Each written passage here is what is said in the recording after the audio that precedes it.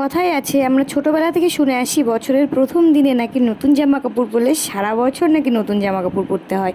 তো দেখো আমার মা, আমাদের যেহেতু আজকে ভগবতী দেব মানে পুজো হয়, তো গোয়ালের ঘরে, তো সেটার জন্য সব জোগাড় করে দিয়েছি। আর আমি এইদিকে সব কিছু কেটে কুটে মশলা করে দিলাম। মা এসে রান্না করবে, পুজো টুজো করে এসে মা কটা খেয়ে নিল, খেতে রান্না বসিয়ে দিল। কারণ আমাদের তো আবার 1:30টার মধ্যে খেতেই হবে গরম ভাত, 1:30 থেকে 2টো, এর বেশি হলে না বাড়িতে আগুন ধরে যাবে।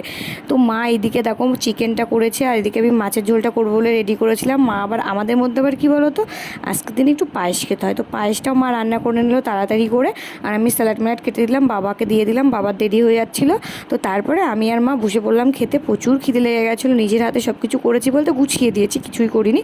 তো তার মধ্যে আমাদের মানিক চলে এসেছে। দেখো একটু যদি এক জায়গায় মানে দাঁড়ায়, একটু দাঁড়াবে না, শুধু নেচে দাও, নেচেই বেড়াবে নেচেই বেড়াবে, এমন একটা ভাব করে যে ওর মানে বাদরের হাল লাগানো। দেখো মুখ চোখের ভাবগুলো দেখো, আর মুখটা দেখে তো মনেই হয় না যে ও কিছু জানে।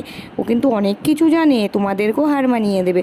তো চলো, ওরা এসছে, আজকে আমাদের পয়লা বৈশাখে হালখাতা আছে, তো সেই হালখাতার জন্যই জামাইবাবু বাড়ি নেই, দিদি আর মানিক এসছে, বাবা করে নিয়ে আসবে, তারপরে আবার চলে যাবে, আবার কালকে আসবে। কালকে যেহেতু আমাদের এখানে একটা অনুষ্ঠান আছে সেই জন্য আসবে। তো আমি এর সঙ্গে কথা বলছিলাম, এর সঙ্গে অনেক কথা বলেছি, পরে একটা ছোট ভিডিও তোমাদেরকে দিয়ে দেবো, কী কী বলেছে সব শোনাবো। তো চলো, একটু সন্ধ্যা হয়ে গেছে, সন্ধ্যা তারপরে বাবা হালখাতা করে নিয়ে আসছে, তোমাদেরকে দেখাচ্ছি কী কী করেছে। এই দেখো 5 প্যাকেট পেয়েছি হালখাতা। তো চলো, এর মধ্যে যা যা আছে হয়তো কিছুই আমি খাই না আর খাবোও না। তো চলো আজকের মতো টাটা।